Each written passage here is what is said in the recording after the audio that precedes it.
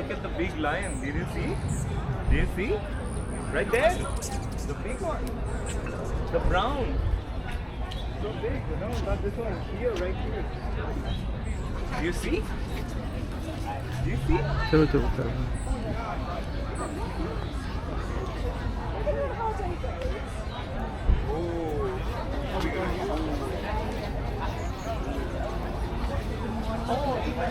चलो चलो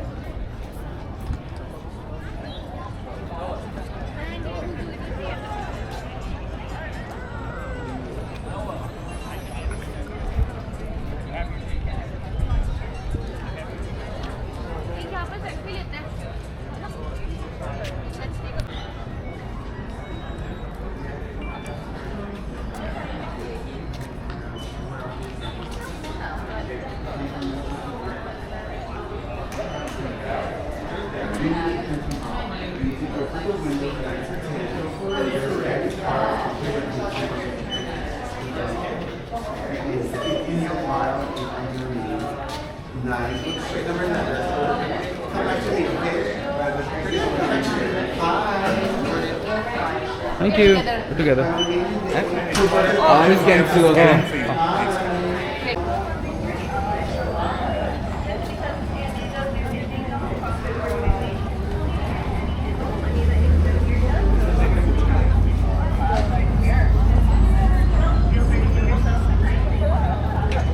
You want to just sit in the bus for a little time? Runs up to 6. पहले खाने पीने का Yeah, I think so. Yeah. This brings it. This app. Yeah.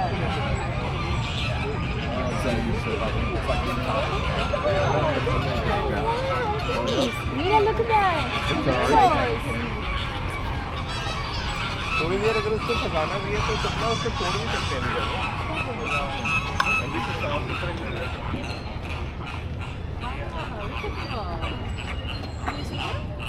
You see?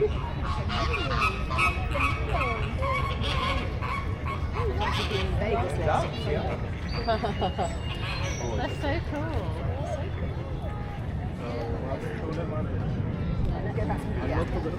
I'm downloading it. Oh, yeah. You can go that side for the swimming. उधर से ज़्यादा बची थी. You are going to see. Okay, you wanna take it off? You wanna take it off? Let me do that. Let me do that. Full screen.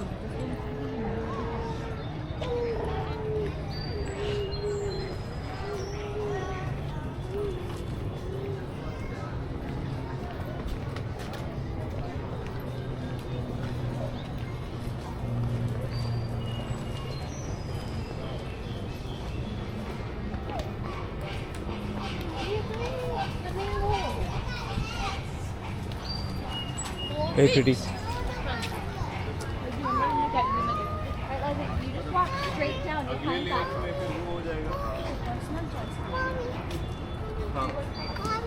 Is it Baby jump. I'm watching your sister walk down. See it? These are flamingo. Isn't it pretty?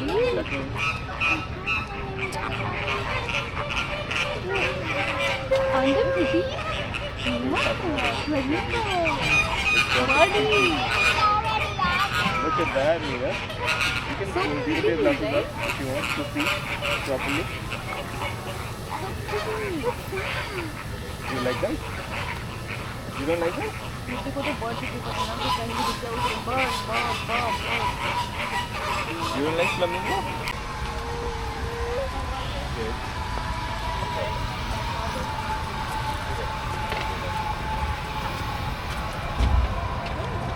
You just get that.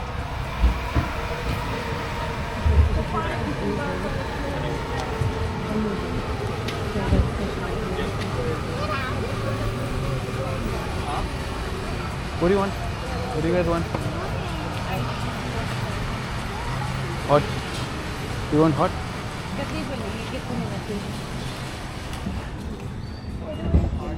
Okay. Where's Mom?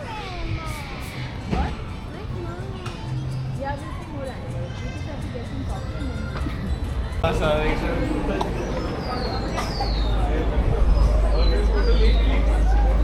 अच्छे लग रहे थे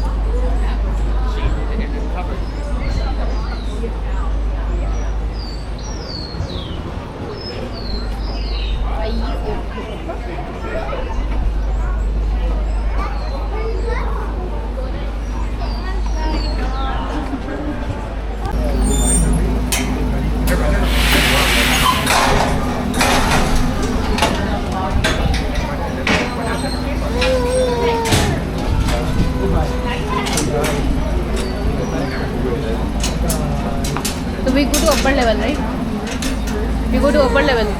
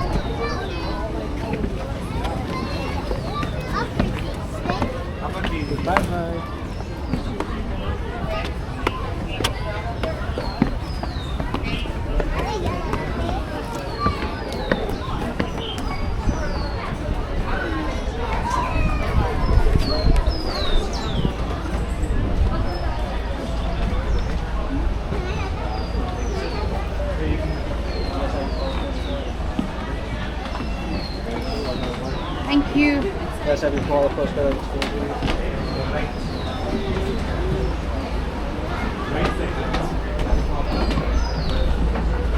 Well,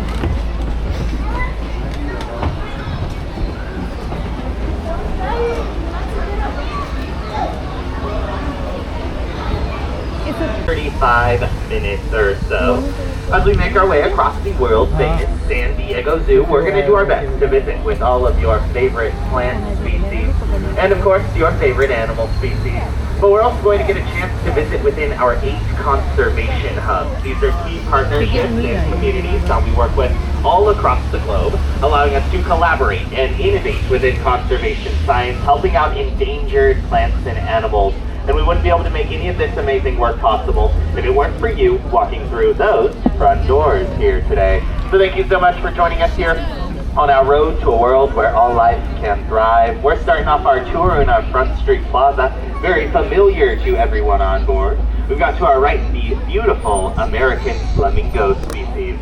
Now, American flamingos are the most vibrant pink flamingo species out of the 6 different flamingo species located across the globe. We will have a chance later on in our journey to talk about that vibrancy when we compare it to their cousins, the African flamingos. Talk about that beautiful pink color, where it comes from, those different diets and those different environments in which they develop. Out the direction ahead of us, you can travel on foot with some of your favorite reptiles, amphibians, insects located within our reptile house and our reptile walkway out that way. There's lots to see on foot here today, but we are just getting started on our guided bus tour, headed down into our locked forest, where I'd love to remind us all of a few of our safety rules for today's travel. Please make sure you keep your hands, feet, and personal items inside the bus at all times. We do come very close to different plants, vehicles, and people today. If you do happen to drop anything over the side of the bus, or simply need help from me here, wave your hands up towards the front of the bus.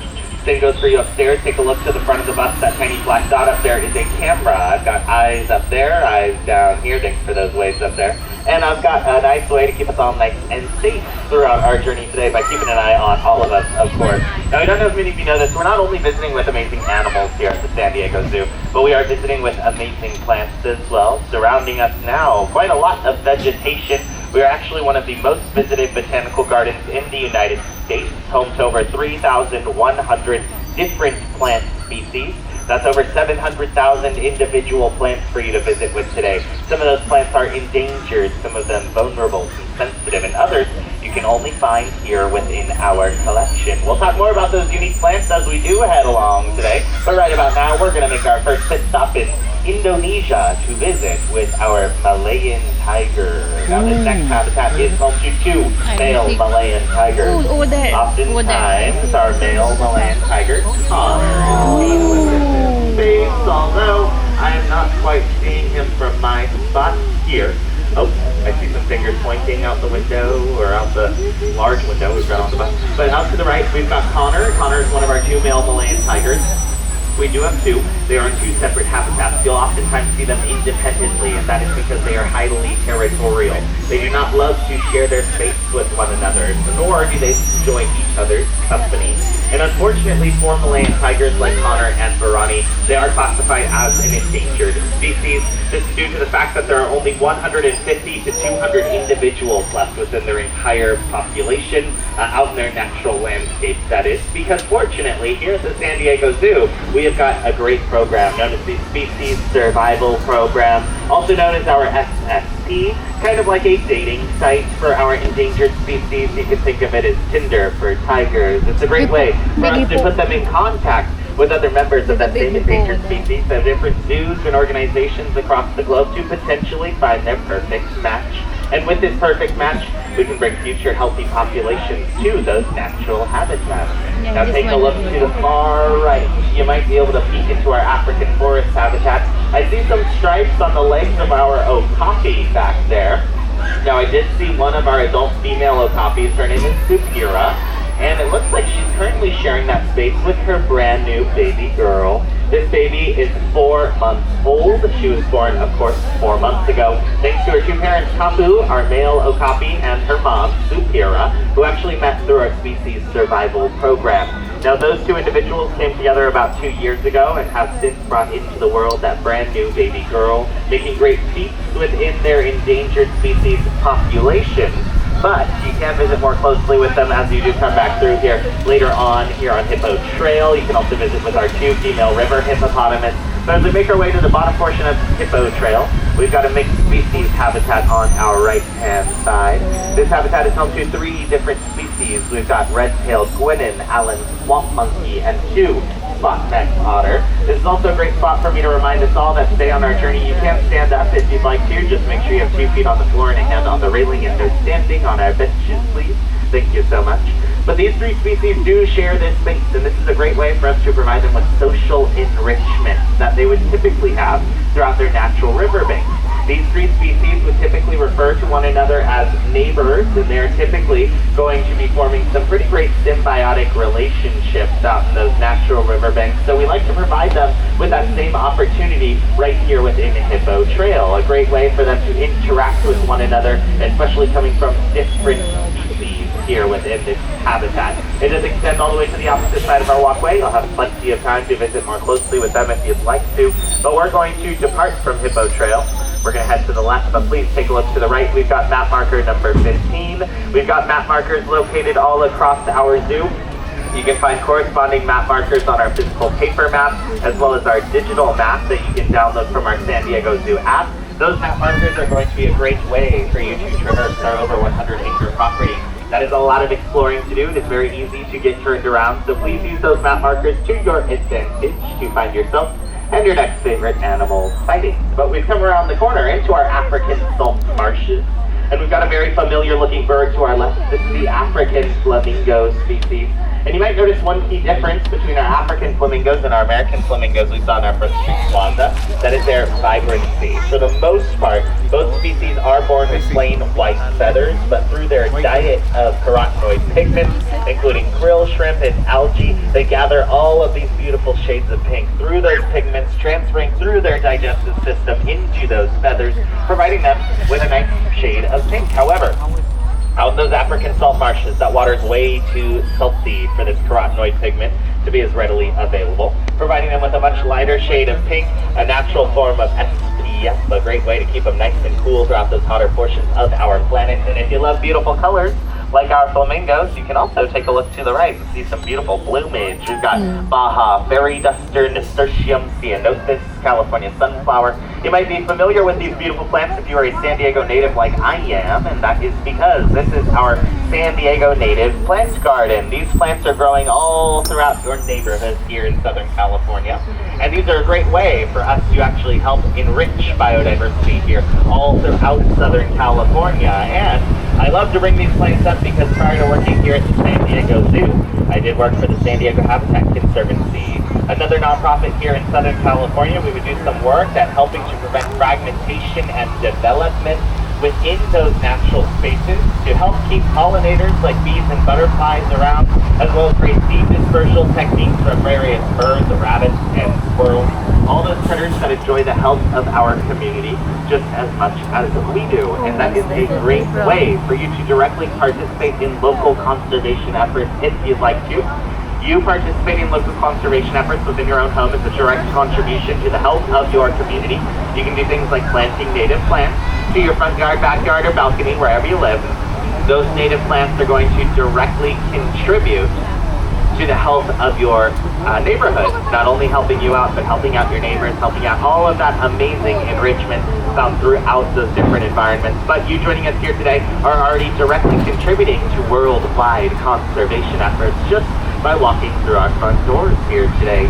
As our journey does continue up our polar hill, we've got species on our right like our Brevi zebra, you may have seen our Sphinx gazelle, lesser kudu, and coming up to our left, our largest bear species out of the 8, the polar bear habitat. Now our two polar bears do help us represent our ocean's conservation hub. I don't know if I'm quite seeing them from our view here. So I'm going to mosey on up this hill, continuing up our polar hill. As we do head up the polar hill, continue to take a look to the left through these pine trees. You might be able to spot one of our 2 female polar bear. But we've also got species on the right, like our Bontabak way out there with that beautiful white nose. You can also see their neighbors, the Messian warty pig. And then one of my favorites here on Polar Hill, we've got the male southern Gerenuk. Oh, just back there behind this tall grass. Our male southern Gerenuk is a browsing species. Browsing species are typically going to be feeding on lower hanging tree leaves found throughout their natural habitat. And a fun fact about the Gerenuk is that they feed on so much vegetation they never have to take a sip of water in their entire lifetime. Because of how much plants they're eating all throughout the day, they are gathering all of that necessary hydration that they need. Opposed to their neighbors, who are typically going to be out and about on the habitat. That's our Chico and Peccary space. We can visit with them later on today. As we do reach the top portion of our polar hill, I'd love to let us all know that we are now reaching the furthest points from our front entrance and the exit of our zoo today. And if you find yourself back here, your feet have become tired, you don't know if you can make it back towards the Front Street Plaza on your own, that's quite alright, we've got your back. Take a look to the left, we've got Skyfari West. That will make a nice quick trip back towards our Front Street Plaza. You can head up and over our zoo back towards our Wildlife Explorers base camp, all while resting your feet and getting a nice bird's eye view of all of our lovely vegetation. Now I will be pointing out some more resources for you to utilize as your journey does continue later on today, but we're coming into our northern frontier, continuing actually, with our 2 mountain lions. Now if you do take a look to the left within this habitat, just to the right of the center, you can kind of see a little cave opening down there. There's one of our 2 female mountain lions right now. She's taking a cat nap currently.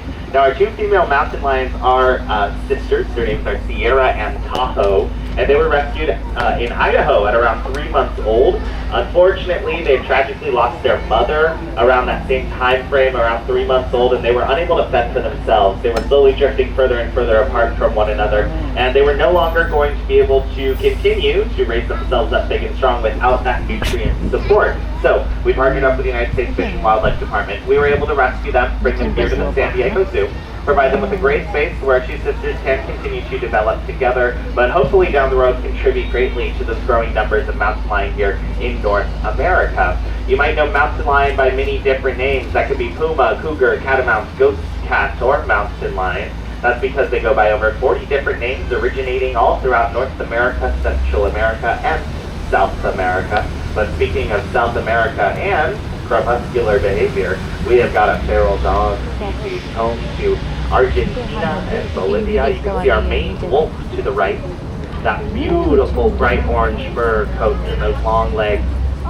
Now this is a feral dog species found in South America. They're highly elusive. They're solitary creatures as well. If you can't quite see our maned wolf from where you are on the bus, you might be able to smell our maned wolf. It looks like we've got a pup to the left of our view, a much younger maned wolf. We did have 2 born here recently.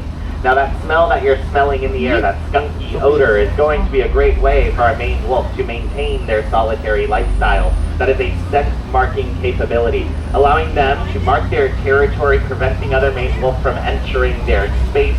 And that scent can be smelled by other maned wolf up to 100 miles away. Pretty great adaptations if you do enjoy your alone time. Hopefully you can visit more closely with them. Now crepuscular, we're going to talk about that a lot as we head on forward through the next few habitats. Crepuscular is going to be what our mountain lion, your captain home, that feral dog species, maned wolf, our African lions, a lot of those cat species, they're going to be crepuscular. And this means while the sun is out, they're typically taking long cat naps. But this isn't because they aren't lazy.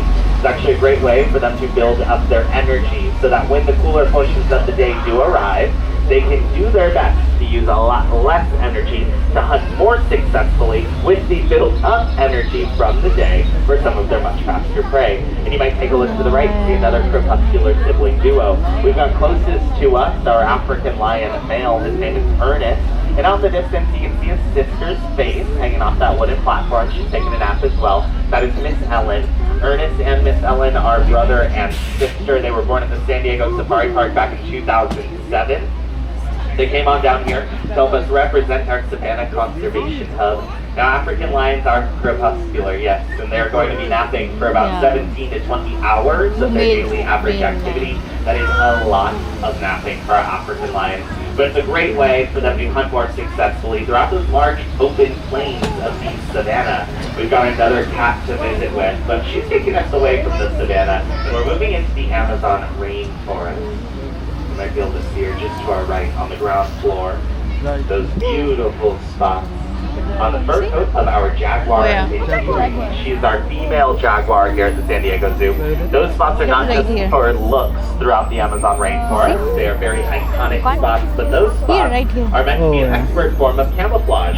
Those spots are meant to mimic natural shadows cast by the tree leaves of the canopy above her, while she's down on the ground floor so she can blend in perfectly to her surroundings, allowing her to hunt nice and stealth for her prey out there. This is what classifies jaguars as a top predator throughout the Amazon rainforest, but jaguars are also classified as a top predator because they are the strongest cat species on the planet. Their bite force is about 3 times greater than any large cat species in the world. An African lion's bite force is about 800 pounds per square inch, whereas our jaguars is about 1,500. She is nicknamed the Skull Crusher because of that beautiful bite force. But you can visit more closely with her later on today if you'd like to. We're going to head on back towards our Savannah Conservation Hub, and it looks like we might have to wait another moment or two to head around the corner because we've got some animal care specialists taking care of our lovely African elephant habitat. Now this lower portion is typically home to our individual female adult African elephants. Coming up around the corner, potentially a great opportunity of visiting with our 3 males. But as we do head on around the corner, we've got to our right our elephant care center. This is a great spot for our animal care specialists to provide expert care to all 4 of our African elephants when it is needed. Things like dental work, doctor's appointments, and their absolute favorite, the weekly mani-pedi, all right here within our elephant care center. Now the reason we built this facility specifically within our African elephant habitat is because they do weigh, on average, about 4 to 7 tons in body weight.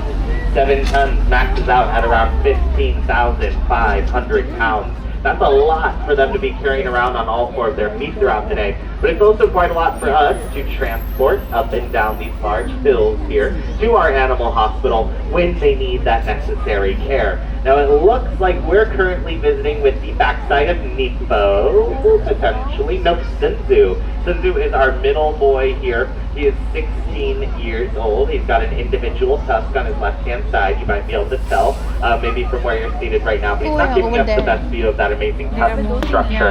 So we're going to head on forward and hopefully visit with his two roommates.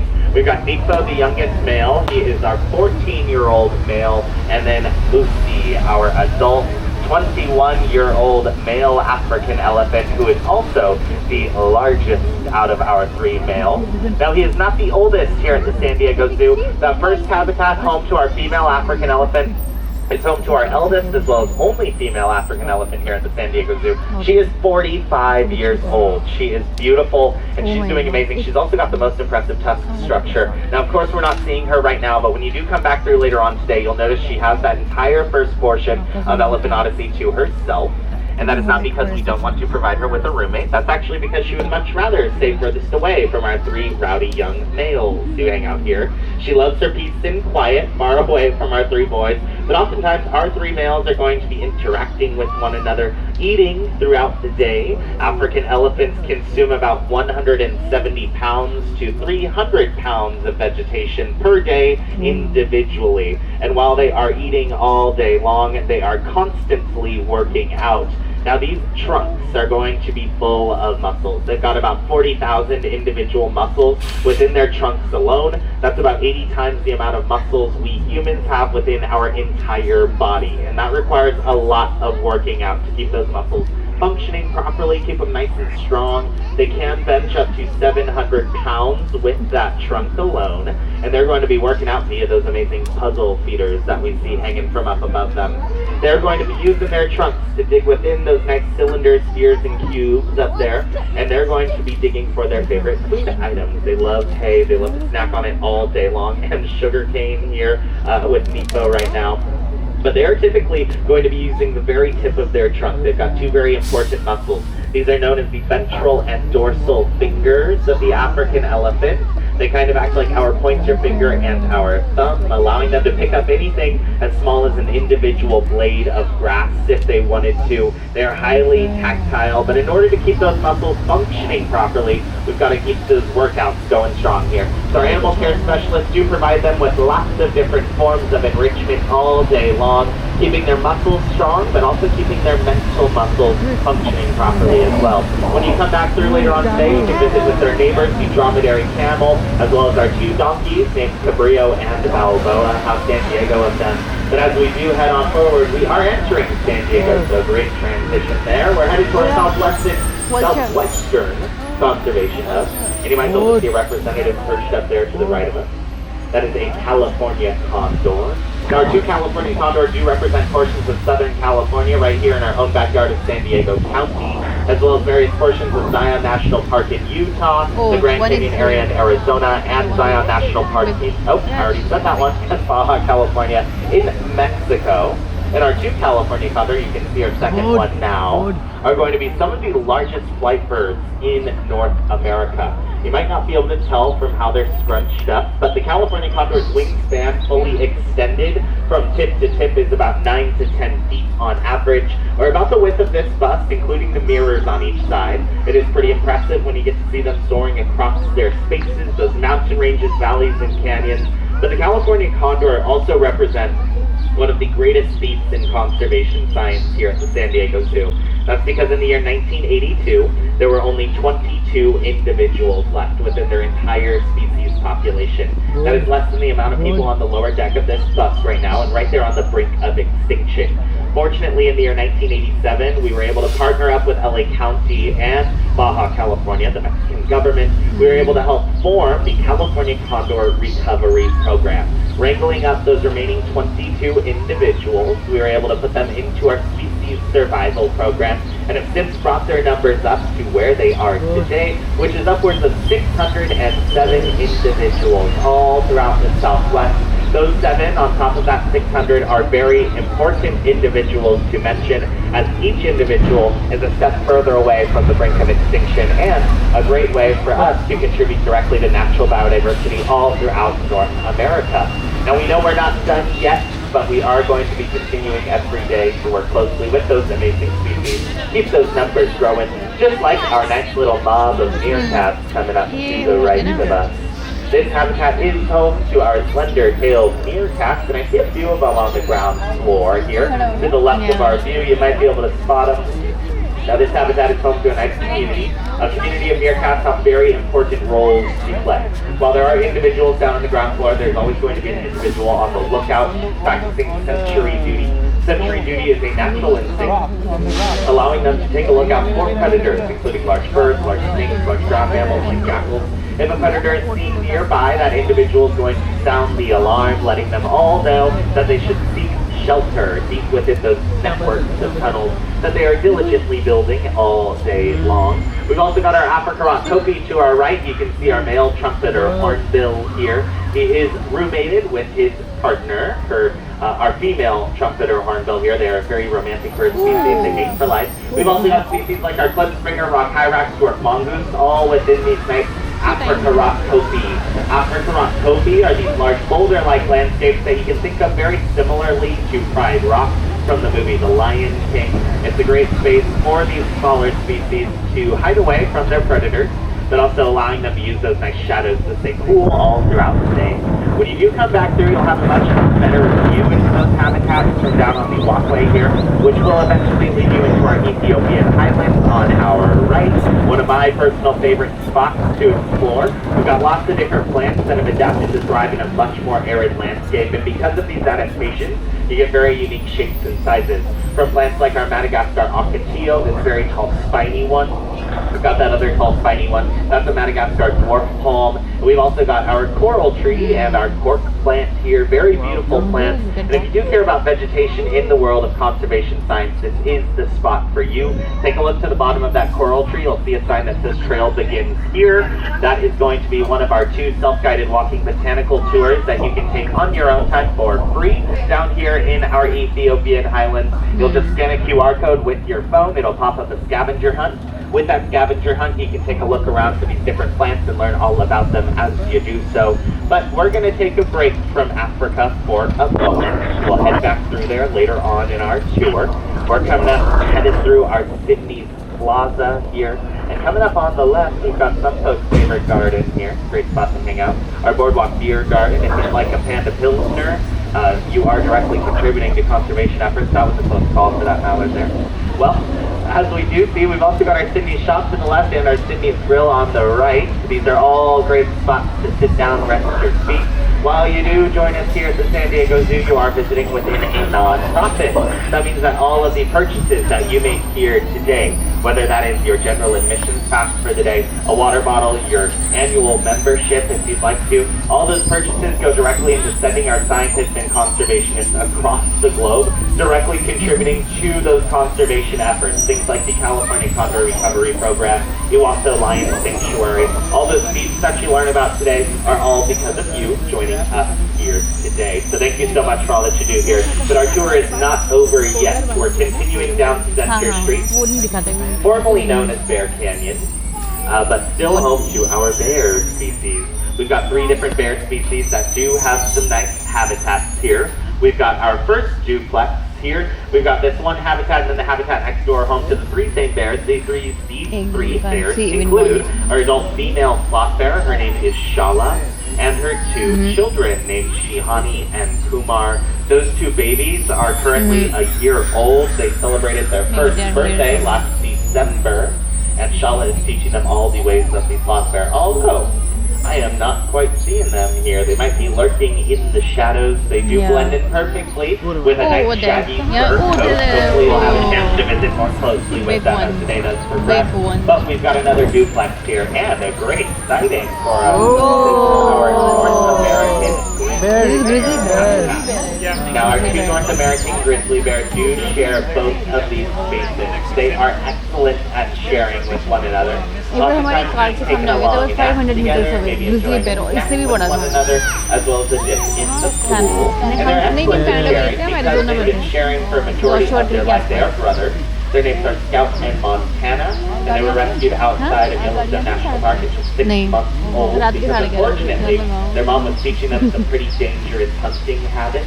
She was taking them into local campsites, teaching them how to dumpster dive, and that's not too safe for either party involved. Our grizzly bears out there know our humans, so our first instinct was not to remove them from those spaces, it was to relocate them. So we partnered up with the United States Fish and Wildlife Department again, and we were able to help relocate them 3 different times. Each time they kept making their way back to those dumpsters in search of their next meal. Now, unfortunately, national parks do have a 3-strike-you're-out policy. They were no longer welcome back to their natural landscapes after that third relocation did end up in failure.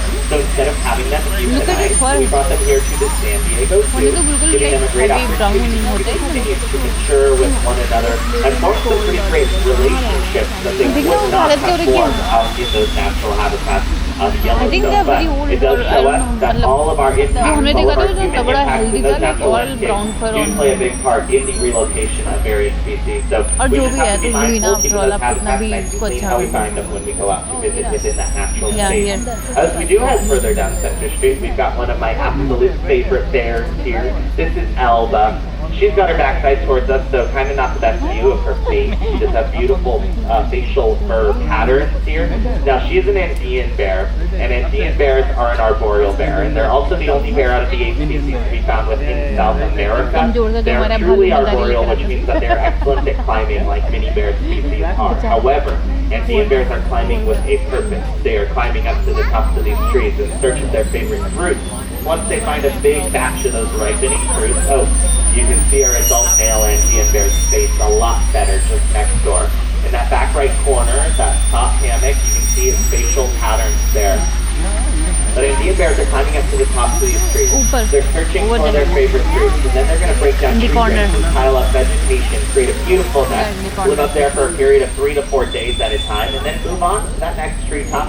Living a majority of their life far away from the ground floor, they are highly elusive, typically found throughout Peru and those higher elevations of the Andes. But our 2 Andean bears were paired up as a perfect match about 5 years ago. Since being paired up as a perfect match, they have brought into the world 3 baby Andean bears.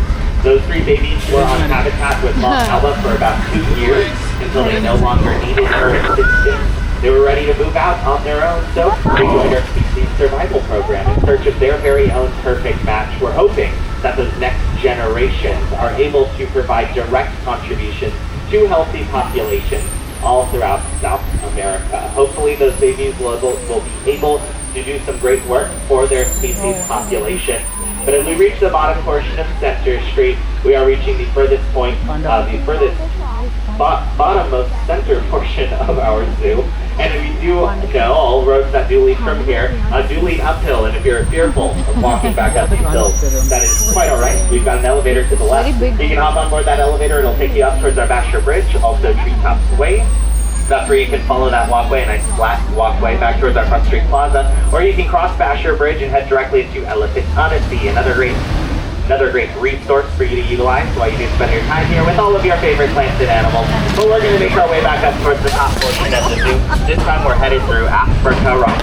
And we're making our way from the south of Africa up towards the north of Africa. We've got here on the left Cape Findbox, and all the way out there you might be able to see some black and white feathered friends. I do.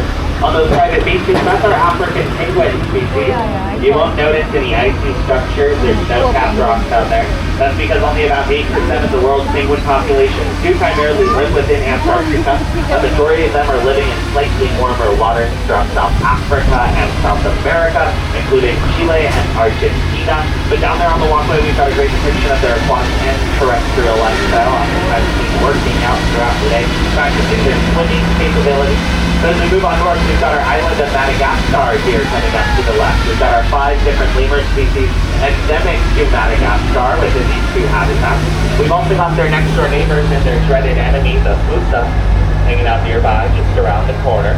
We've also got our acacia woodlands out there, home to our African bird species, our vervet monkeys, our leopards, geladas, and our baboons. A whole lot to see from down on our walkway. Here on board the bus, we are getting a behind-the-scenes look into Africa Rock, but I do encourage you to come back through here later on today if you'd like to. You'll also have access again to those botanical tours where you can learn more about sustainable agriculture directly along our walkway.